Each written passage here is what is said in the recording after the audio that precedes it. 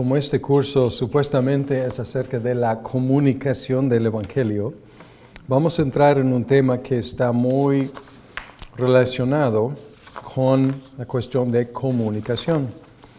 Y es la cuestión de la contextualización. Y es uno de los temas, las palabras que van a escuchar muchísimo en el área de las misiones. Aunque el nombre o la palabra contextualización es más o menos nueva como palabra, mucho antes de que se usara esa palabra, nuestro amigo Bavinck, él escribió acerca de lo que él llama el acercamiento misionero.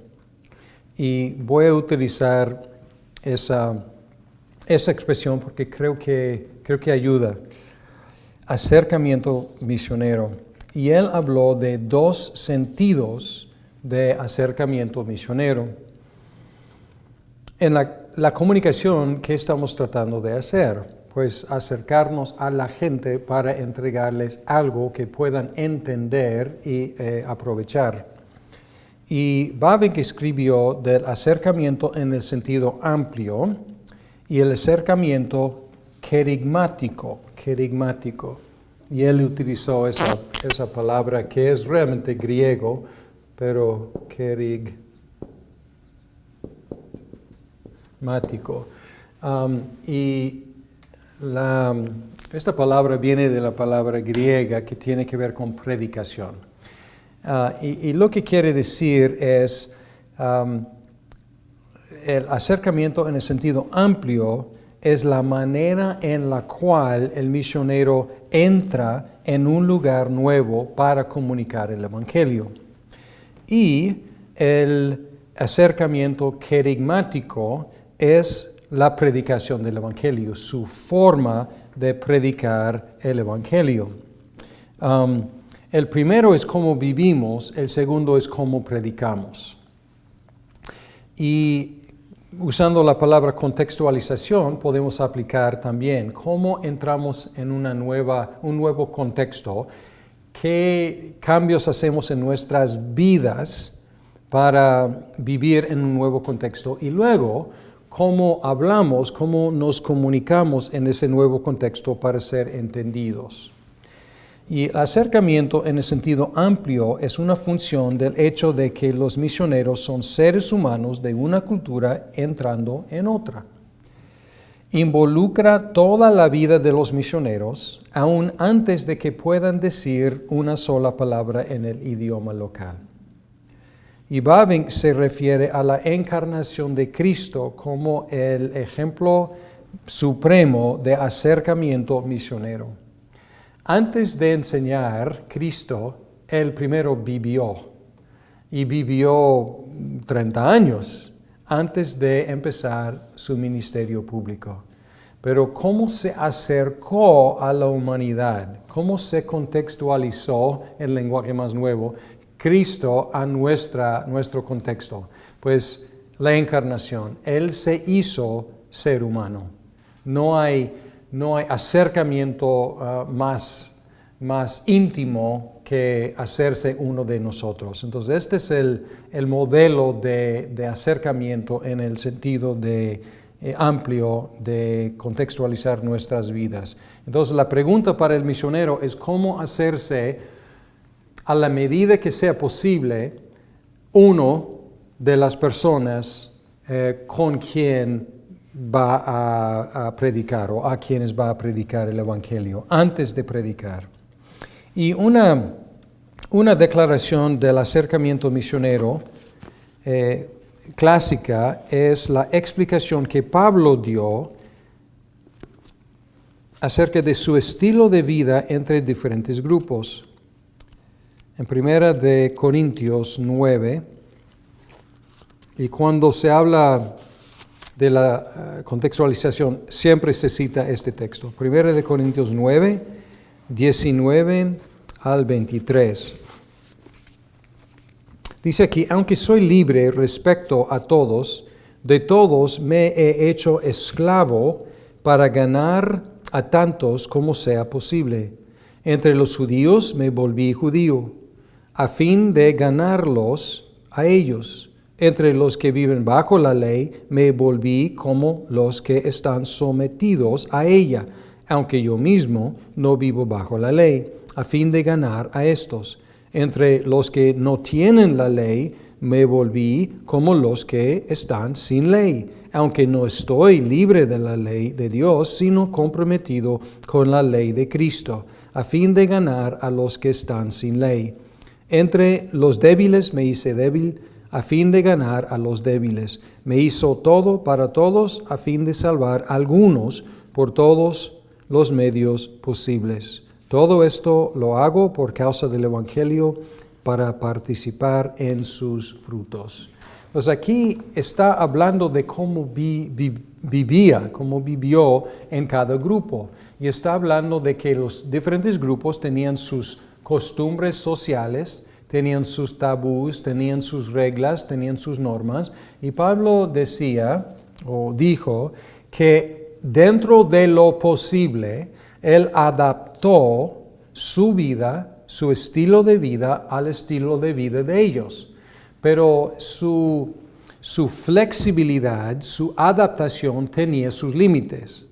Él dijo que, pues, para los judíos que viven bajo la ley, pues él también, aunque no estaba bajo la ley en el mismo sentido que ellos.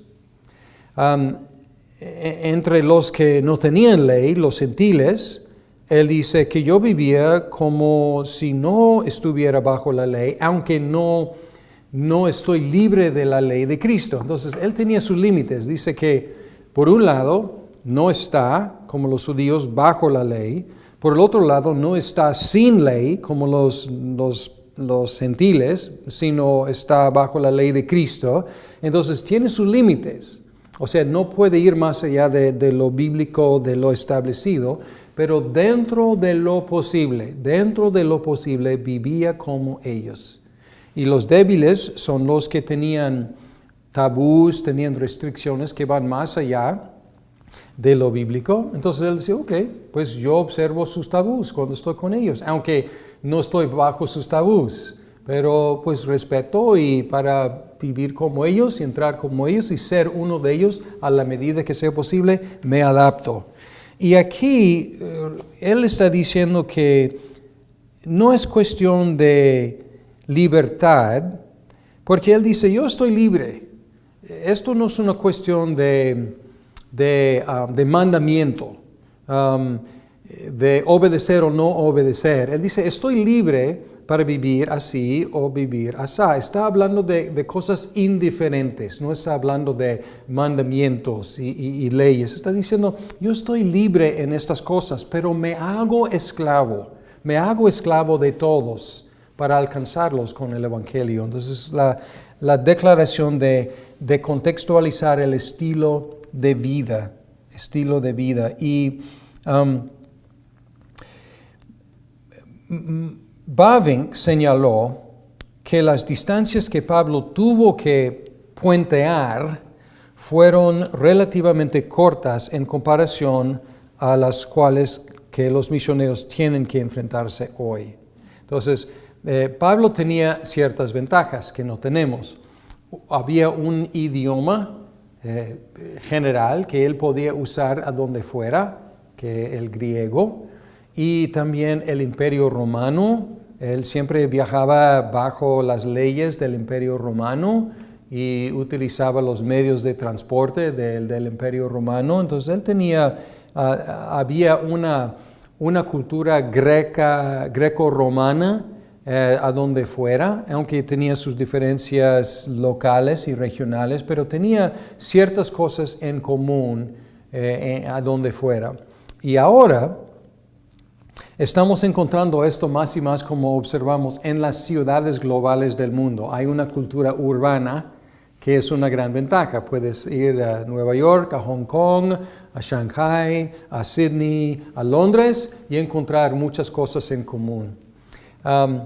Pero también hay distancias larguísimas entre nuestra cultura, de donde seamos, no importa, o sea, nuestra cultura, hablando de nosotros, de Perú, de Ecuador, de los Estados Unidos, de donde somos ahora, y otros pueblos que sus estilos de vida son cosas tan exóticas para nosotros y nuestros estilos de vida tan exóticos para ellos. O sea, diferencias como si estuviéramos en otros planetas. Y algunos misioneros tienen que cruzar esos puentes y entrar en esas culturas.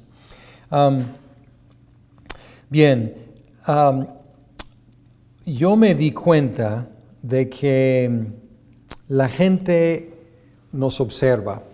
Y yo tuve el gran privilegio de vivir en México 24 años y me encantó. Yo amo el país de México y a mis grandes amigos mexicanos y la iglesia mexicana, un privilegio para mí vivir allá. Y primero llegué con un español más o menos y tuve que ir puliendo mi español y la gente muy misericordiosa conmigo y muy animadora conmigo y la verdad la hospitalidad mexicana es increíble. Pero me di cuenta de que la gente nos vigilaba, la gente nos observaba y antes de que pudiéramos comunicarnos bien, antes de que tuviéramos oportunidad de predicar y de enseñar, me di cuenta de que la gente nos estaba observando. Y me di cuenta de que algunas de las cosas que hacíamos caían muy bien. Y luego a veces encontraba y supe después que algunas de las cosas que hacíamos no caían bien y eran ofensivas. Una de las cosas que me dolió mucho fue después de intentar integrarme en nuestra comunidad en Guadalajara y yo pensando que yo estaba adaptándome muy bien y siendo parte de la comunidad, recibí una carta anónima. Ahora, recomiendo que nunca lean una carta anónima porque no es posible responder, solamente te aflige y no puedes hacer nada.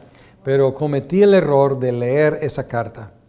Y la carta era dirigida para mí, creo que decía, Señor y Señora de la misión que tuvimos allá. Y luego era supuestamente, mensaje de la comunidad. Entonces, alguien hablando por toda nuestra comunidad.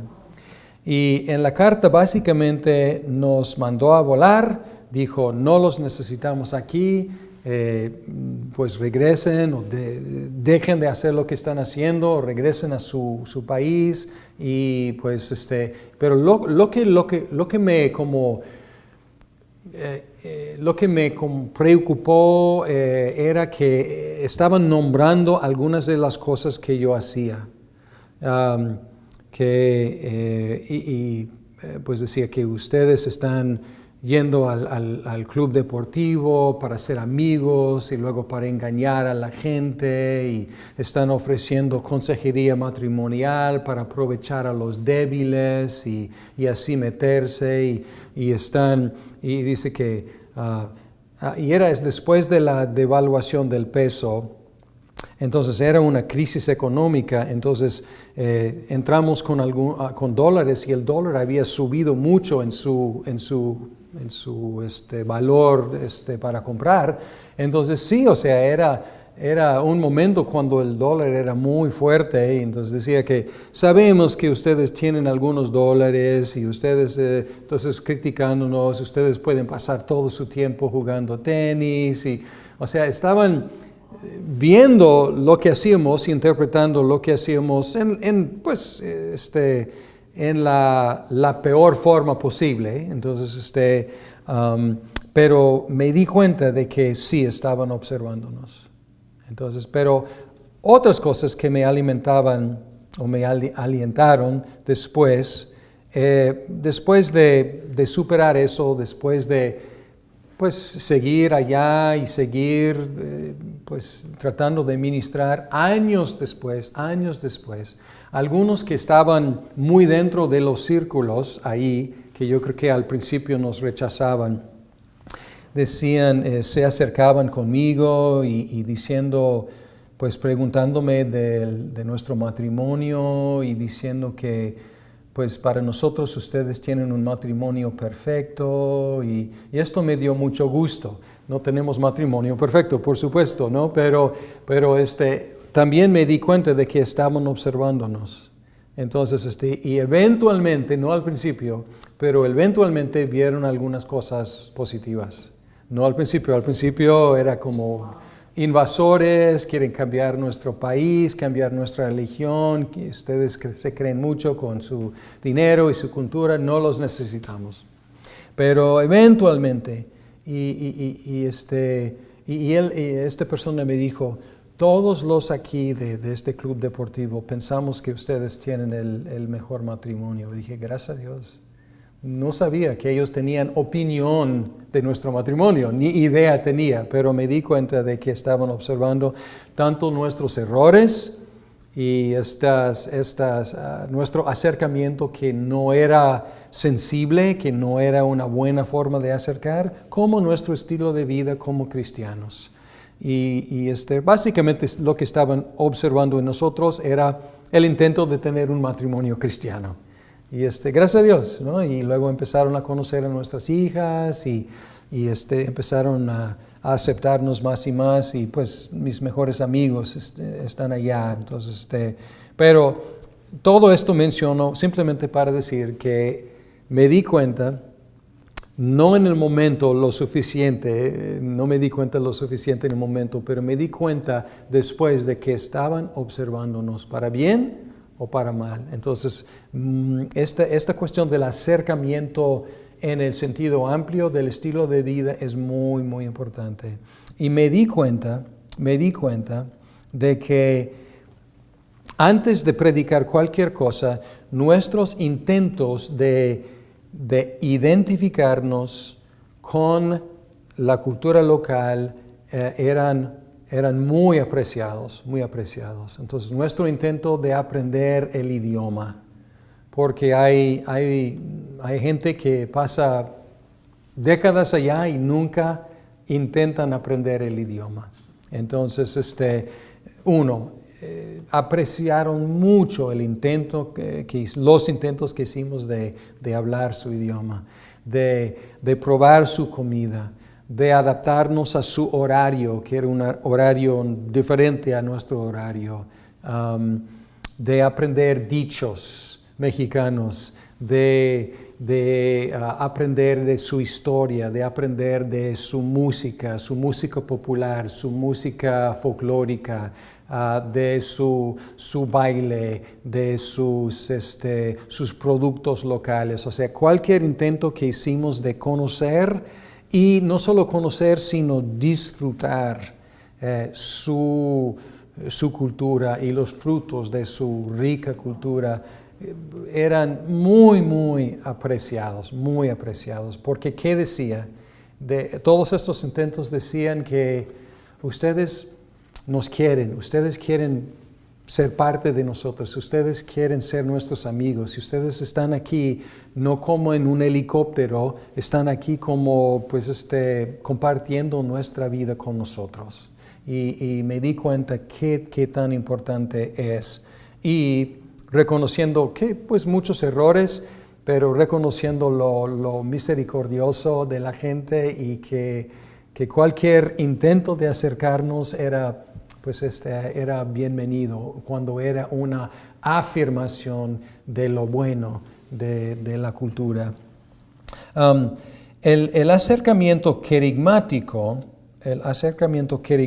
es, en cuanto a cómo predicamos, no es sencillo, porque requiere una adaptación de la forma de la predicación, pero no del contenido del Evangelio.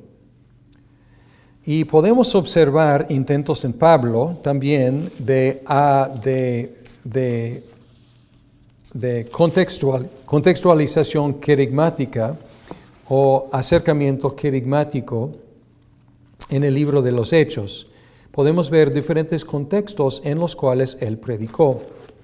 Y sin leer todo su sermón, voy a referirme a 3 sermones. En Antioquía, en Hechos capítulo 13, en Antioquía,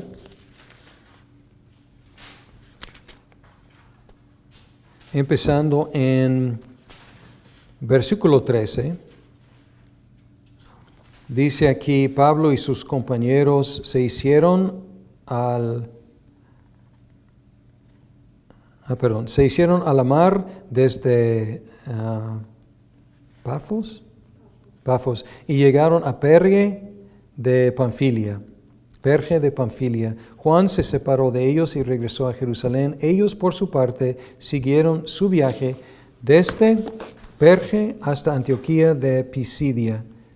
El sábado entraron en la sinagoga y se sentaron. Al terminar la lectura de la ley y los profetas, los jefes de la sinagoga mandaron a decirles: hermanos, si tienen algún mensaje de aliento para el pueblo, hablen. Pablo se puso de pie, hizo una señal con la mano y dijo: escúchenme, israelitas, y ustedes, los gentiles temerosos de Dios, el Dios de este pueblo. Y luego sigue predicando. Entonces, ¿cuál es el contexto ahí? ¿Dónde estuvieron? ¿Dónde estuvieron cuando predicó? En la sinagoga. Y él se dirige a una audiencia mixta, pero una audiencia de judíos, gentiles, pero ¿qué tipo de gentiles? Ya eran creyentes temerosos de Dios, no se habían circuncidado, no se habían tomado el paso de ser prosélitos, o sea, convertidos parte de Israel, siendo circuncidados, pero ya eran creyentes en el Dios vivo y eran creyentes en lo que llamamos el Antiguo Testamento. Entonces, esta es tierra conocida para Pablo, ¿no? Pedir a Pablo, el maestro fariseo que era capacitado a los pies de Gamaliel, pedir a Pablo que predique en la sinagoga es pues invitarlo a su propia casa. O sea, es su ambiente, es su contexto. Entonces, ¿cómo predica allá? Pues él se refiere a Dios sin explicar quién es ese Dios, todo el mundo sabía. Él se refiere al Antiguo Testamento y él interpreta el Antiguo Testamento en una forma cristocéntrica, y él los llama a responder a ese llamado de Dios por medio de su Hijo Jesucristo. Entonces, esto contextualizar, pues casi no tuvo que. Estaba en su ambiente. Luego vamos a Listra. Listra en 14, 8 al 18, 14, 8 al 18, dice que en Listra vivía un hombre lisiado de nacimiento que no podía mover las piernas y nunca había caminado. Estaba sentado escuchando a Pablo, quien al reparar en él y ver que tenía fe para ser sanado, le ordenó con voz fuerte: ponte en pie y enderézate. El hombre dio un salto y empezó a caminar. Al ver lo que Pablo había hecho, la gente comenzó a gritar en el idioma de Licaonia. Los dioses han tomado forma humana y han venido a visitarnos. A Bernabé lo llamaron Zeus y a Pablo Hermes, porque era el que diría la palabra. El sacerdote de Zeus el dios cuyo templo estaba a las afueras de la ciudad, llevó toros y guirnaldas a las puertas y con toda la multitud quería ofrecerle sacrificio. Entonces esto salió muy mal, ¿no? Muy mal. Pablo tenía unos problemas aquí. Uno era que no hablaba el idioma. Entonces ellos estaban haciendo cosas y Pablo ni siquiera sabía qué estaban haciendo. Empezaban a armarse y empezaron a gritar cosas y él ni idea de lo que estaban diciendo por falta de saber cuál era su idioma. Y ¿era bueno que Pablo hiciera ese milagro? Pues sí, o sea, qué bueno por la persona, vio fe en la persona, pero al entrar en la ciudad y la primera cosa que hizo fue sanar a alguien sin saber cómo ese milagro se interpretaría en ese pueblo, pues le causó grandes problemas. Y luego él tenía que disuadirlos de ofrecer sacrificios, pues rasgaron las vestiduras, se lanzaron por entre la multitud gritando: Señores, ¿por qué hacen esto? Nosotros también somos hombres mortales como ustedes. Las buenas nuevas que les anunciamos es que dejen estas cosas sin valor y se vuelvan al Dios viviente, que hizo el cielo, la tierra, el mar y todo lo que hay en ellos. En épocas pasadas, Él permitió que todas las naciones siguieran su propio camino. Sin embargo, no ha dejado de dar testimonio de sí mismo, haciendo el bien, dándoles lluvias del cielo y estaciones fructíferas, proporcionándoles comida y alegría de corazón. A pesar de todo esto, todo lo que dijeron, a duras penas evitaron que la multitud les ofreciera sacrificios. Y luego los sacaron para matarlos. Dice, en eso llegaron a Antioquía y de Iconio unos judíos que hicieron cambiar de parecer a la multitud, apedrearon a Pablo y lo arrastraron fuera de la ciudad creyendo que estaba muerto.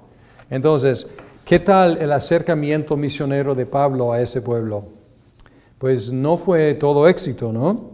Al contrario, dice que su discurso, su predicación, lo único que logró fue que no le ofrecieran sacrificios. Y luego a lo mejor se sintieron ridículos y llegan algunos instigadores de fuera y pues estaban por alabarlo y ¿qué hacen? Lo apedrean.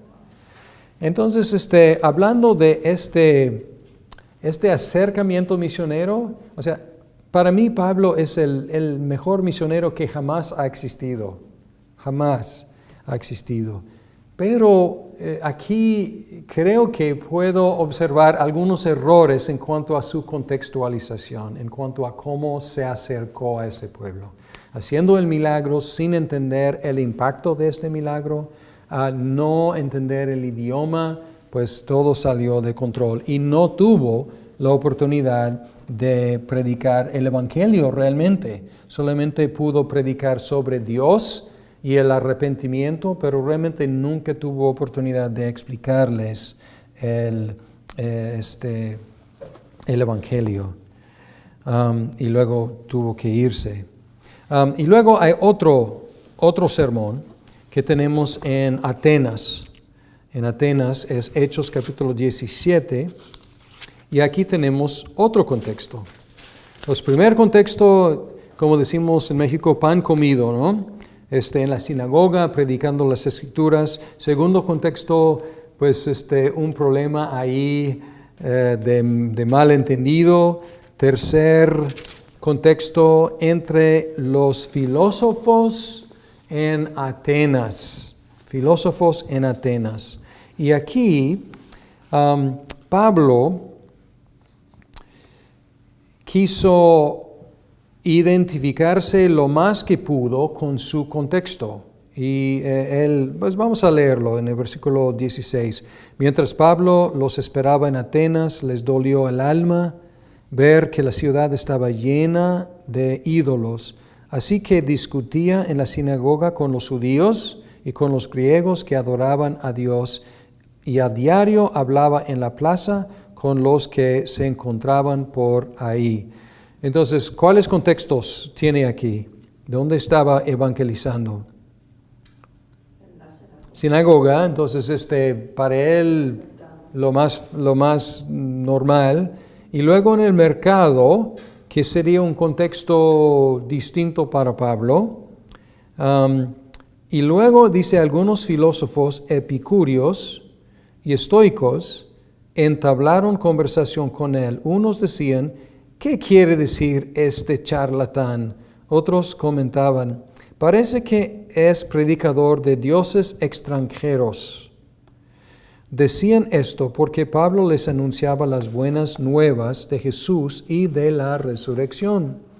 Entonces, aquí tuvo mucha oportunidad de predicar el evangelio intacto. Entonces dice que, pero no entendieron, ellos no entendieron.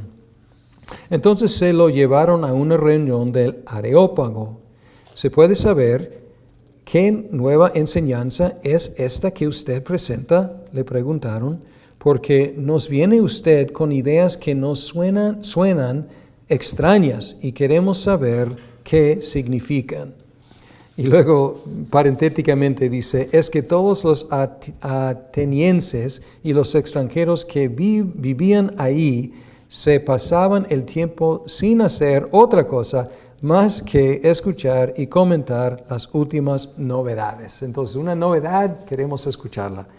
Bien, Pablo, en medio de ellos, pues no vamos a leer todo el discurso, pero él empieza observando que ellos no lo sabían todo. Eran filósofos, pero él dice, yo observé que tienen un altar al Dios no conocido. Y diciendo, básicamente diciendo, ustedes son muy inteligentes, pero admiten que no lo conocen todo, no lo saben todo. Entonces esto pues provocar una inquietud en ellos. Y luego dice, yo les voy a explicar lo que no conocen, a este Dios desconocido. Y luego empieza a hablar de Dios, el Dios que hizo el mundo, todo lo que hay en él, es el Señor del cielo y de la tierra, 24. Y habla de que Él da testimonio de sí mismo en las cosas creadas. Y luego 26, de un solo hombre hizo todas las naciones para que habitaran toda la tierra. Entonces aquí no cita de la Biblia, ¿por qué no? Pues no conocen la Biblia, entonces no cita las Escrituras, pero habla de un solo hombre, habla de Adán. Entonces en cuanto al Evangelio ha hablado de Dios, ha hablado de hombre, y él luego cita a dos de sus poetas para decir, sus poetas han mencionado cosas así. Entonces una identificación con ellos y con su cultura. Y luego dice que es tiempo de arrepentirse, versículo 30, pues bien, Dios pasó por alto aquellos tiempos de ignorancia, pero ahora manda a todos en todas partes que se arrepientan. Él ha fijado un día en que juzgará al mundo con justicia por medio del hombre que ha designado. De ello ha dado pruebas a todos al levantarlo de entre los muertos. Cuando oyeron de la resurrección, unos se burlaron, pero otros le dijeron, queremos que usted nos hable en otra ocasión sobre este tema. Pero se acabó, cuando él mencionó la resurrección, se acabó la conversación, porque algunos empezaron a reírse de la idea de la resurrección. Entonces, ¿qué hizo aquí para contextualizar su comunicación?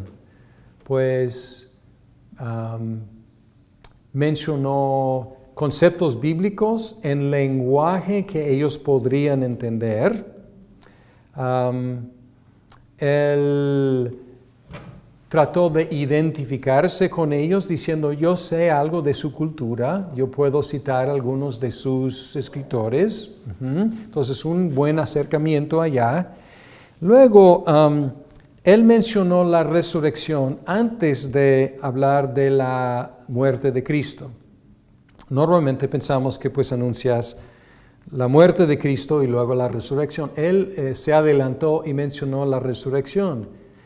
Posiblemente podemos tomar esto como un error de contextualización, porque es algo risible, algo ridículo para ellos, la resurrección. Entonces ya no, se acabó la conversación.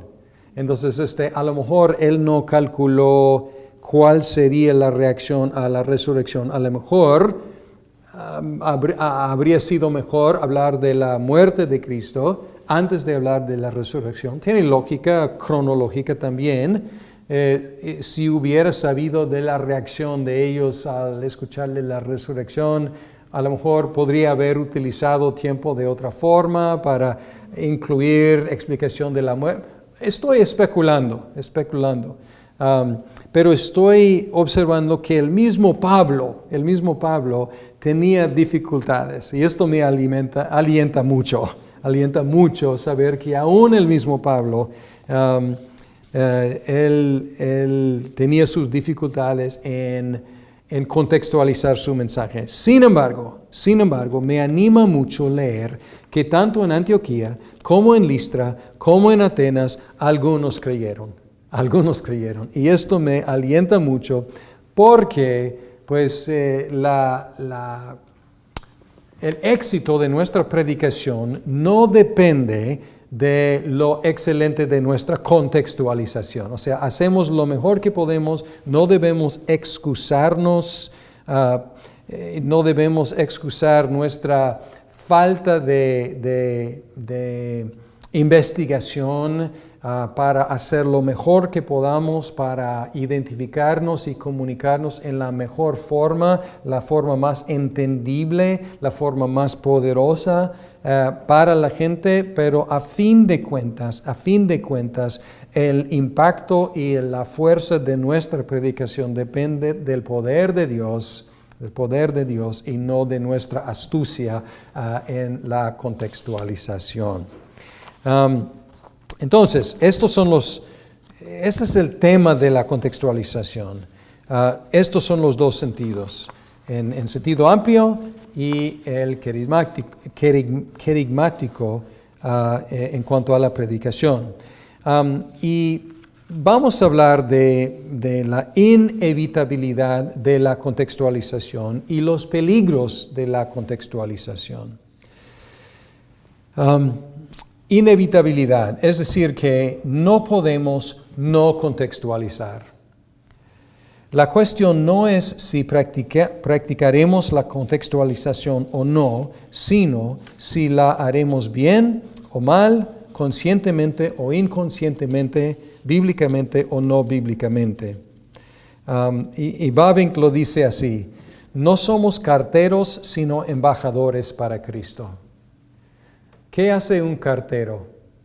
Pues tiene una carta, tiene un paquete, llega a la puerta, entrega, a veces pide una firma y se va.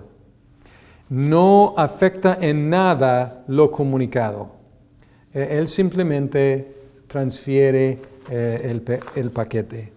Y para eso, un humano, un robot, un dron volador podría funcionar bien. Y algunas compañías están experimentando con robots y con drones voladores para entregar paquetes, pero no somos carteros, somos embajadores. ¿Qué hace un embajador? El embajador recibe un mensaje de su gobierno y el embajador no vive en su propio país, vive en otro país. Y él tiene que ir con representante del otro gobierno y él tiene que comunicar el mensaje de su propio gobierno al otro gobierno. Y tiene que comunicar el mensaje en una forma entendible para el gobierno de destino. Y es lo que un embajador hace. Entonces, él sí afecta la comunicación del mensaje. Si él cambia el mensaje, no está haciendo su trabajo. Pero si él no adapta su forma de comunicar el mensaje para que el destino entienda el mensaje, tampoco está haciendo su trabajo. Y este es el trabajo de la contextualización. Y si somos embajadores, tenemos que tomar el mensaje, entregar el mensaje intacto, pero tenemos que hacerlo de una forma en la cual el destinatario pueda entender y captar el mensaje. Algunas de las cosas sencillas y naturales que hacemos son acercamientos contextualizados. Por ejemplo, un amigo mío estaba con alguien, él es misionero en Japón, y estaba con alguien que dice que no tenemos que contextualizar, simplemente tenemos que predicar el Evangelio. Y mi amigo, muy astutamente, dijo, ok, y respondió a él en japonés, y empezó a hablar en japonés. Y el Señor quedó ahí como, a ver, ¿qué estás diciendo? No entiendo, no hablo japonés. Y mi amigo dijo, ¿quieres que yo contextualice para que entienda? Perfecto, muy bien. Entonces cambió a inglés. Entonces, cosas más sencillas que hacemos, ¿qué idioma o idiomas utilizamos? Es una cuestión de contextualización. Y parece ser algo fácil, pero, por ejemplo, las iglesias latinas en los Estados Unidos tienen que luchar mucho con eso. Los recién llegados, ¿qué idioma quieren? Los recién llegados de otro país quieren español, ¿no? Pero luego sus hijos quieren probablemente inglés, pero entienden español. ¿Qué de sus nietos? ¿Qué idioma quieren?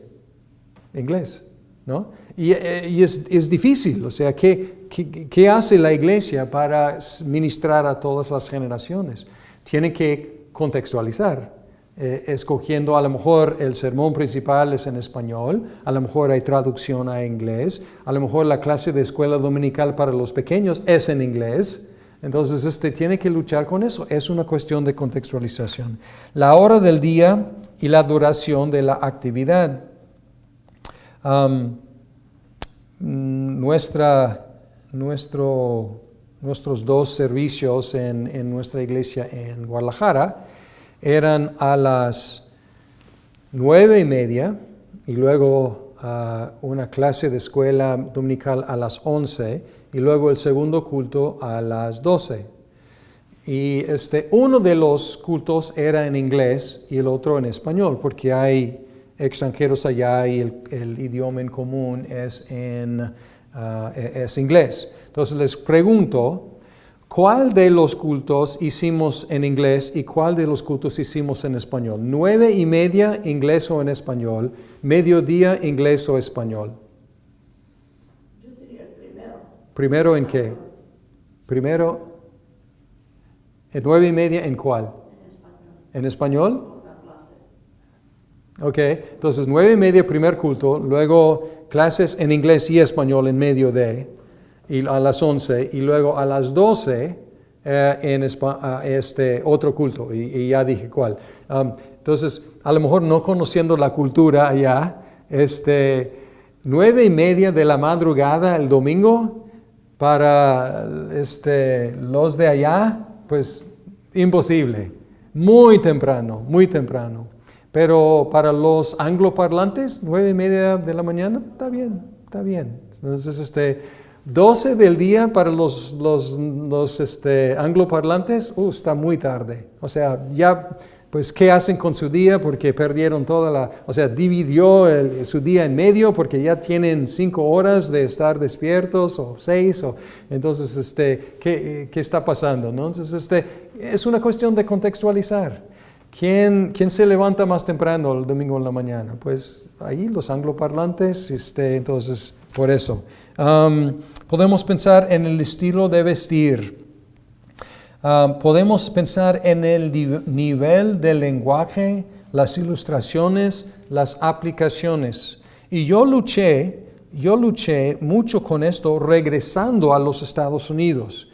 en mi iglesia aquí, yo podía ver que mis ilustraciones no estaban atinando, mis aplicaciones no estaban atinando. Ahora tengo más de 2 años, casi 3 años de regreso, y ya estoy encontrando manera de hacer conexión con la gente. Y dirías, pero eres de aquí, o sea, ¿qué pasó? ¿Qué pasó? Estuve fuera tanto tiempo y muchas cosas pasaron. Yo cambié, la cultura ha cambiado aquí, entonces yo he tenido que contextualizar ahora de regreso.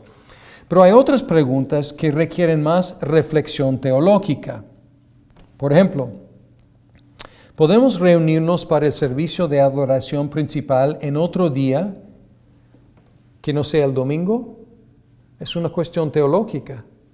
Algunas iglesias lo hacen aquí sábado en la noche, pero es una cuestión evangelística. No han reflexionado realmente en si es legítimo el día o fuera del día del domingo tener la principal reunión de la iglesia. Pero ¿qué tal si estamos en Israel? ¿O qué tal si estamos en un país musulmán cuando ellos tienen su descanso el viernes? Entonces, ¿es legítimo adaptar el día del Señor a otro día de la semana o tiene que ser domingo porque Él resucitó el domingo? ¿Y qué tal si el domingo es un día de trabajo en ese país? Entonces, es una cuestión teológica. Es permisible usar jugo de uva en lugar de vino en la cena del Señor. Muchas iglesias evangélicas en el occidente usan jugo de uva porque era una contextualización a la época de la prohibición, cuando no había alcohol de venta pues legal por lo menos, ¿no? Entonces se adaptaron y ahora quedaron con la costumbre. Cuando vamos a un mundo musulmán, digamos, ellos están prohibidos de tomar alcohol. Como musulmanes se convierten a cristianos, ya no están prohibidos, pero ¿qué hacemos culturalmente? ¿Qué hacemos en las fiestas? ¿Debe haber alcohol o nada de alcohol? Porque en la cultura es algo prohibido. ¿Qué nombre podemos usar para referirnos a Dios? ¿Podemos orar a Dios y llamarlo Alá o no? O sea, ¿y qué otro nombre está disponible en ese idioma? Entonces, es algo pues, que los misioneros tienen que luchar mucho.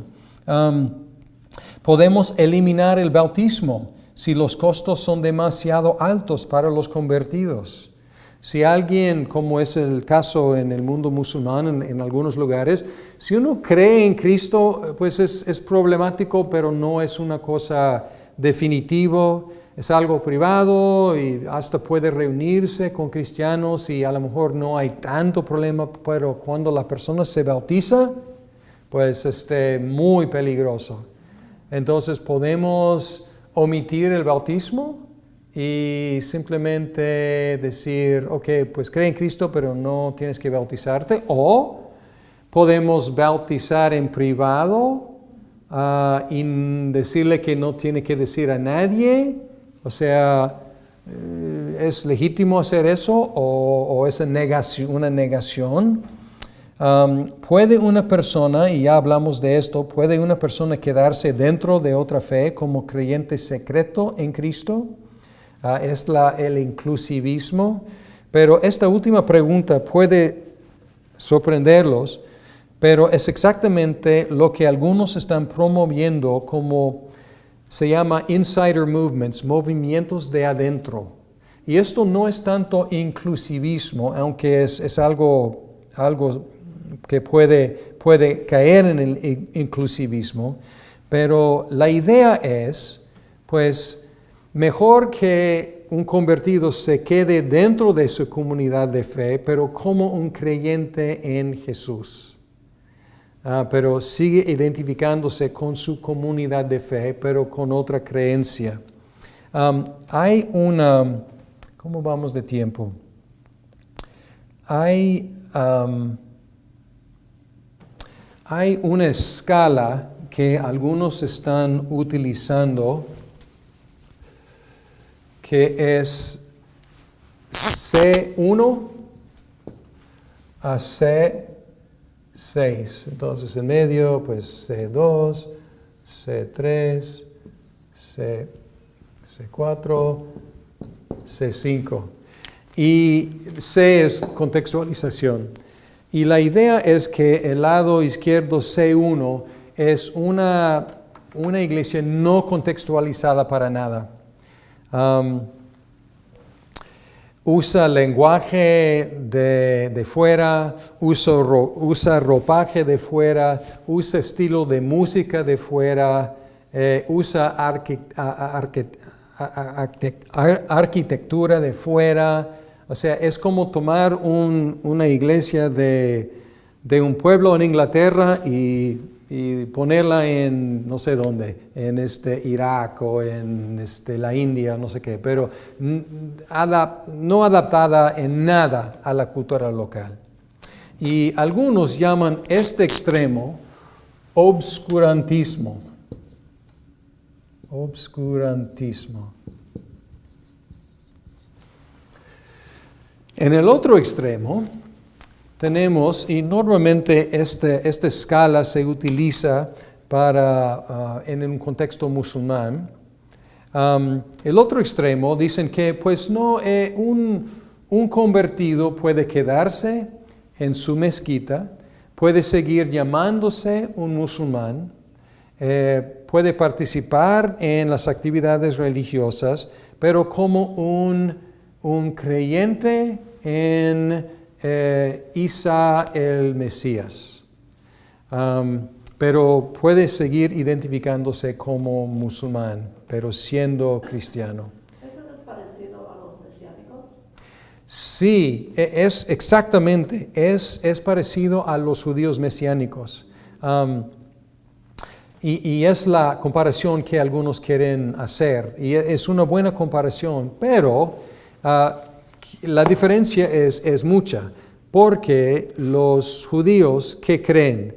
Los judíos creen en esto, y los cristianos creemos en esto, y esto. Entonces los cristianos creemos en esto más esto, o Antiguo Testamento más Nuevo Testamento, y los judíos mesiánicos creen en todo. Pero hay mucho en común, o sea, todo lo que recibimos de los judíos, o sea, seguimos afirmando, pero creemos que es cumplido en Cristo. Pero piensen en los musulmanes. Los musulmanes pues no empiezan con el Antiguo Testamento, empiezan con el Corán. Entonces ahí es problemático afirmar el Corán como creyente en Cristo. Entonces ahí está la diferencia. Pero es algo parecido, lo que estás diciendo es parecido. Es la idea que ellos quieren hacer, la comparación. Pero aquí, este extremo se llama sincretismo. Es unir elementos de diferentes religiones. Y en medio queremos identificar, encontrar contexto.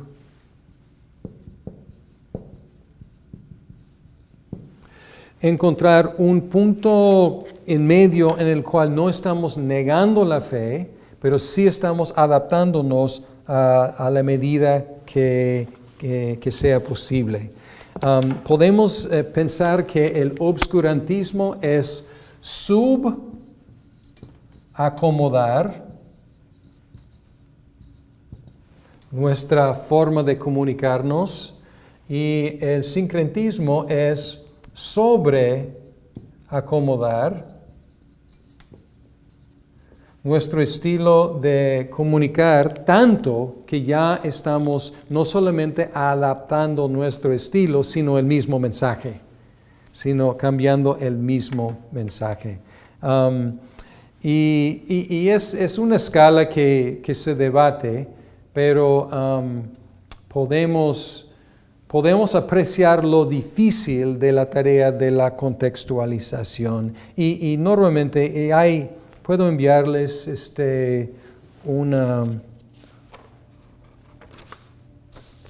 No, yo creo que sí tenemos tiempo. Déjenme buscar este sitio donde se explica todos estos puntos con ejemplos para darles una idea de cada punto en esta escala.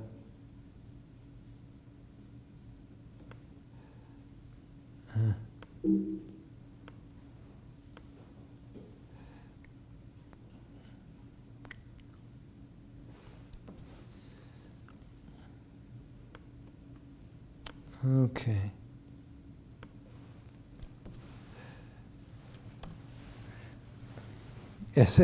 Esto es un sitio que se llama Jesús Ama Japón y es en inglés. Entonces aquí tenemos algo de contextualización que es algo acerca de Japón, pero es en inglés y está hablando de misiones a los musulmanes. Entonces aquí es una buena combinación de muchas cosas. Entonces aquí está dando unos ejemplos. Dice que C1 y está diciendo que la iglesia en el mundo musulmán refleja la cultura occidental por completo y utilizan lenguaje occidental, todo el estilo es occidental. Y luego C2 es esencialmente lo mismo que C1, pero utilizan lenguaje más adaptado al contexto en el cual están. Y todavía se llaman cristianos, y cuando un musulmán entra en su reunión se siente fuera de lugar, porque todavía se siente muy occidental, pero tratan de usar vocabulario religioso que es más parecido. Bien, y luego C3, utilizan más lenguaje, utilizan música, utilizan vestido, utilizan arte islámico, pero tratan de filtrar todo lo que podría ser teológico y tratan de aceptar todo lo cultural, pero tratan de no tener nada teológicamente musulmán ahí. Todavía se llaman cristianos. C4. Aquí utilizan formas islámicas y prácticas también. La forma de orar, de evitar puerco, o sea, carne de puerco, alcohol, no tener perros como mascotas, utilizar vestido de los religiosos musulmanes, ayunar durante Ramadán, durante todo ese mes. Entonces están, cuando alguien los ve, se ven como musulmanes, pero ellos se llaman algo como seguidores de Isa el Mesías, o algo así. Entonces no utilizan la palabra cristianos, utilizan algo como seguidores de Isa el Mesías. Luego C5. Ellos, aquí lo que dijiste, ellos se llaman como musulmanes mesiánicos, como los musulmanes, los judíos mesiánicos. Entonces tratan de hacer lo mismo. Y dice que tratan de adaptar y aceptar aspectos de la teología musulmana. Tratan de rechazar los que no son compatibles, pero si pueden ser reinterpretadas de alguna forma cristiana, tratan de aceptar. Y ellos se refieren a sí mismos como musulmanes que siguen a Isa el Mesías. Entonces ya están identificándose como musulmanes. Y luego C6, estos son comunidades perseguidas y ellos ellos evitan todo lo público, a veces se reúnen en pequeños grupos, no hablan de su fe para nada y toda la comunidad creen que son musulmanes y ellos se llaman musulmanes. Entonces, pero no hablan de Isa el Mesías ni nada, ¿ok? Entonces, esta es la escala que algunos están debatiendo. ¿Cómo lo ven? ¿Con qué estarían dispuestos a, dónde les gustaría estar en esta escala? Entonces aquí no adaptados en nada, aquí algo de las formas adaptadas, aquí en medio, por aquí, ¿no? Sí. Y es lo que está diciendo, aquí es contextualización, aquí realmente es cambiar el mensaje, es sincretismo, es sobreacomodar. Aquí no es cambiar el mensaje, pero dar una idea equivocada. Entonces, en ese sentido, sí cambia el mensaje, porque está dando la idea de que la fe cristiana es netamente occidental. Sí. Pero aquí estamos usando el ejemplo de un misionero occidental ir al mundo islámico. Pero podríamos hacer lo mismo con brasileños que van a Francia, o alemanes que van a Indonesia, o coreanos que van a Perú. O sea, podríamos aplicar los mismos conceptos a esos casos. Nos vamos a hablar de los peligros de la contextualización. Hemos hablado de qué es, hemos hablado de la inevitabilidad de contextualización. Vamos a hablar de peligros. La contextualización tiene una mala reputación entre algunos cristianos precisamente por los excesos que han caído en el sincretismo. La historia de la iglesia cristiana está llena de ejemplos de sincretismo. Podemos pensar en la conquista de Latinoamérica. ¿Qué hicieron los conquistadores? Llegaron y con sacerdotes católicos y llegaban al ídolo, o por lo menos esto es lo que hicieron en México. Llegaron al ídolo del pueblo, tiraron al ídolo del pueblo, pusieron una cruz ahí y decían, ya no hay que adorar al ídolo, hay que adorar la cruz. Y tiraron sus templos, pusieron encima de los templos, pusieron iglesias y en lugar de los varios ídolos, ellos dijeron, ya no los ídolos, sino los santos, ¿no? Entonces, lo que encontramos es que hay mucho sincretismo en Latinoamérica entre las religiones indígenas y el catolicismo. Y hay en algunos lugares hasta hay un pueblo en México donde tienen sacrificios de animales todavía en la iglesia católica. Entonces, un sincretismo a ese nivel. Pero muchos ejemplos.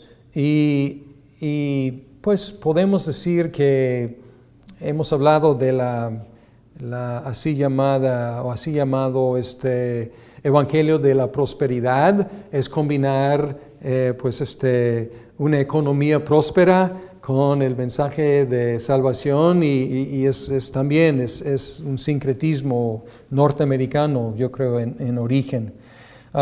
El lenguaje de adaptación de método fácilmente puede convertirse en adaptación del contenido.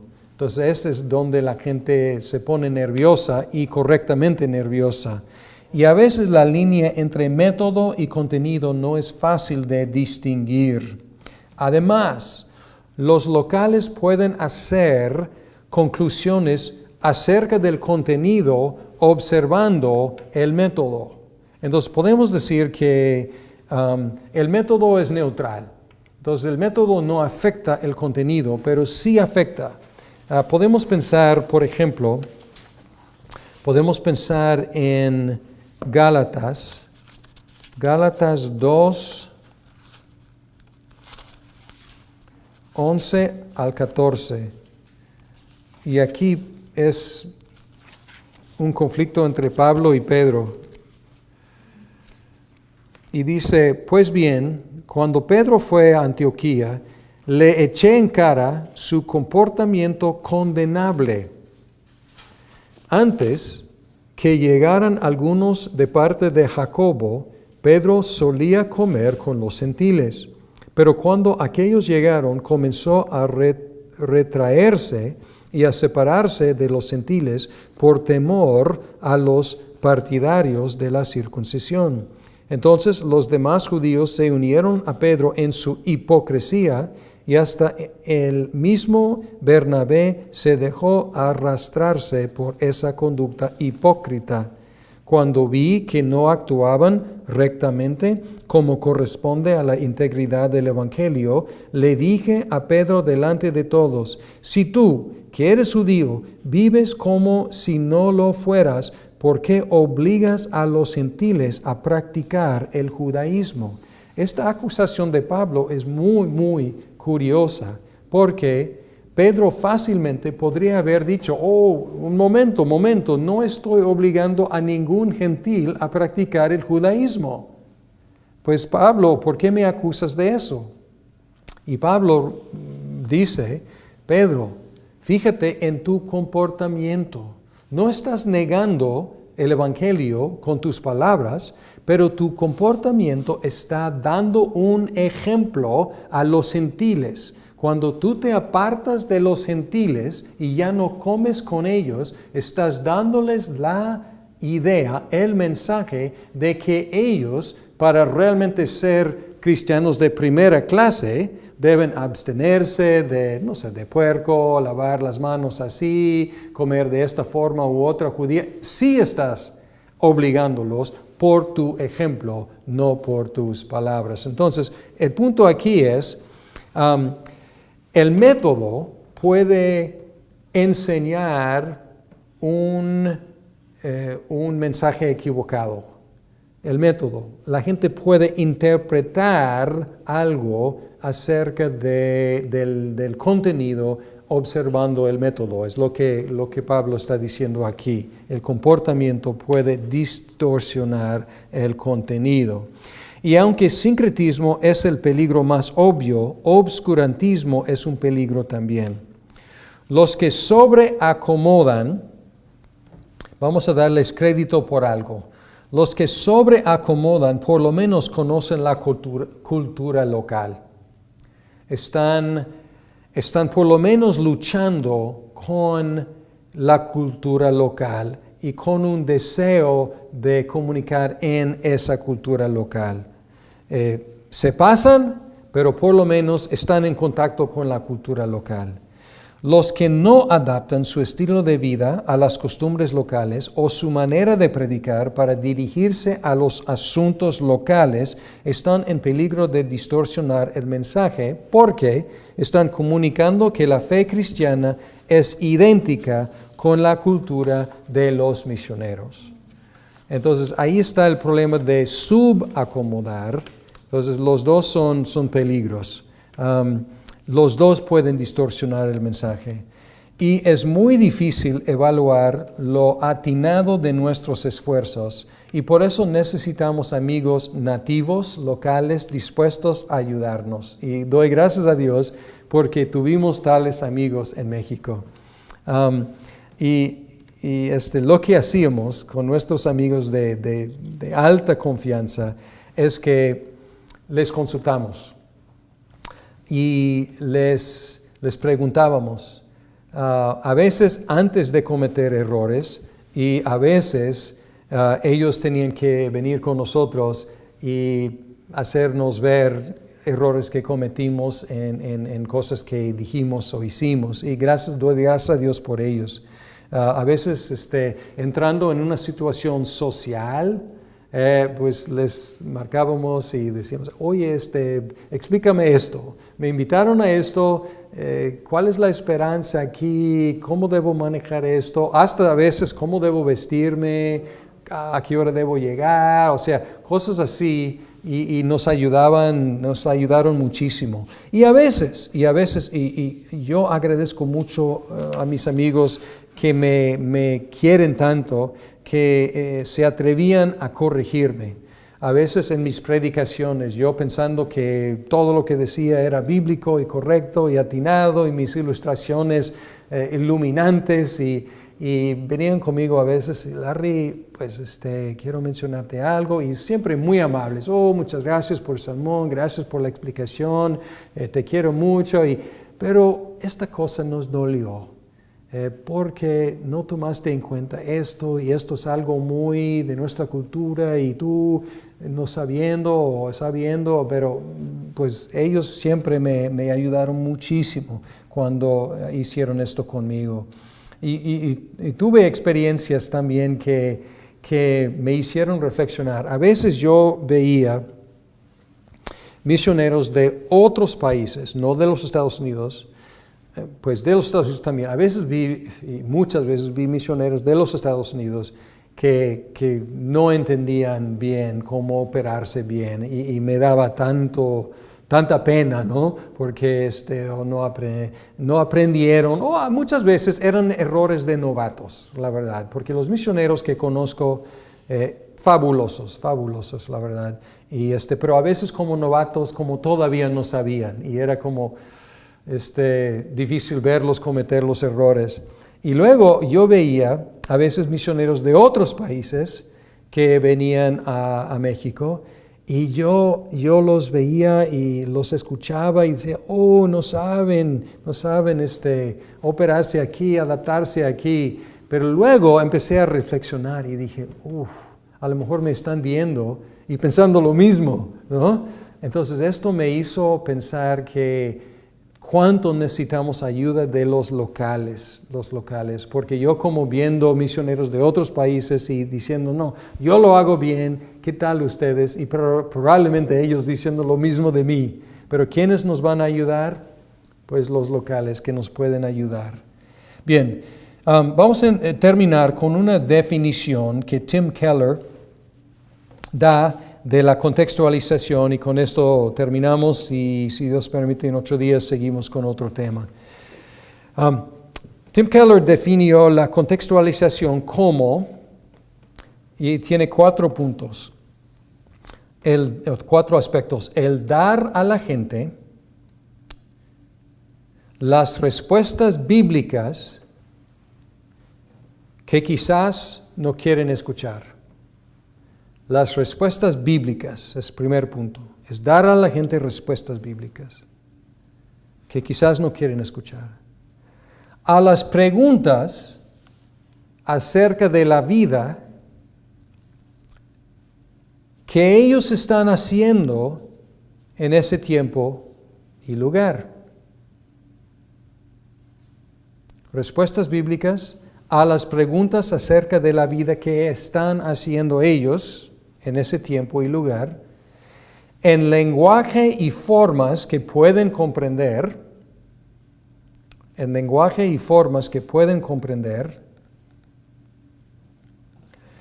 y por medio de apelaciones y argumentos que les tienen fuerza, aunque los rechacen. Dar a la gente respuestas bíblicas que quizás no quieren escuchar a las preguntas acerca de la vida que están haciendo en ese tiempo y lugar, en lenguaje y formas que pueden comprender, y por medio de apelaciones y argumentos que les tienen fuerza, aunque los rechacen. Y creo que es una definición, esto viene de Center Church, página 89 en inglés. Center Church, creo que Center Church está en español también. Iglesia Centrado, quizás. Y es una definición bastante completa, porque dice cuáles respuestas estamos dando, las bíblicas. No negociamos lo que está aquí, es lo que estamos predicando. Pero ¿a cuáles preguntas? Las preguntas que ellos están haciendo. ¿En qué formas? Pues en formas que ellos pueden comprender, ¿Con cuáles argumentos? Argumentos que tienen fuerza para ellos. Creo que es una definición bastante completa, pero para mí un poco pasiva, porque pone al predicador en la posición de contestar preguntas. Es decir, nosotros damos respuestas bíblicas a las preguntas de la cultura.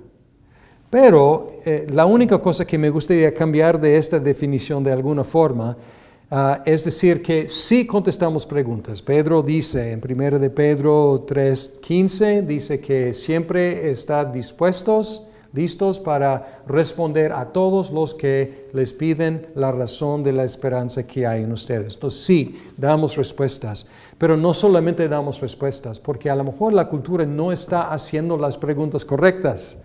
O sea, a lo mejor no les importa saber de las preguntas que son las preguntas serias, reales de la vida. Entonces, no solamente tenemos que contestar las preguntas que la gente tiene, pero también tenemos que provocar que hagan las preguntas que la Biblia contesta. Entonces me gustaría, no sé cómo exactamente, pero adaptar esta buena definición para hacerla no solamente pasiva en contestar, sino también poner enfrente de la gente las preguntas acerca de asuntos bíblicos que a lo mejor ni siquiera ellos están considerando. Pero con este cambio creo que tenemos una definición de la contextualización que nos puede servir en nuestros intentos de comunicar el Evangelio a una persona de otra cultura. Y en un curso sobre misiones di una tarea a la clase que les costó mucho trabajo y luego me agradecieron muchísimo porque disfrutaron la tarea mucho. Y la tarea fue muy sencilla, era encontrar una persona de otra cultura, de otra religión que había crecido en otro país y entrevistarles. Y yo les di las preguntas y ellos simplemente tenían que hacer la entrevista. Y fue una tarea muy buena para ellos. Al principio decían, pues, ¿dónde encuentro? Yo decía, ir a un restaurante de Vietnam, y a un restaurante chino, un restaurante del Medio Oriente, y pues pedir permiso de entrevistar a alguien. Y es lo que hicieron. Encontraron gente y tuvieron pláticas muy interesantes con esas personas. Entonces, no está dentro de las tareas de este curso, pero si quieren la lista de preguntas, les recomiendo que hagan ese tipo de tarea, porque eso es el primer paso de tomar los siguientes pasos, de contextualizar para poder luego no solamente entrevistar, sino compartir la fe con ellos. Bien, con eso terminamos las misiones y si Dios permite nos vemos en 8 días.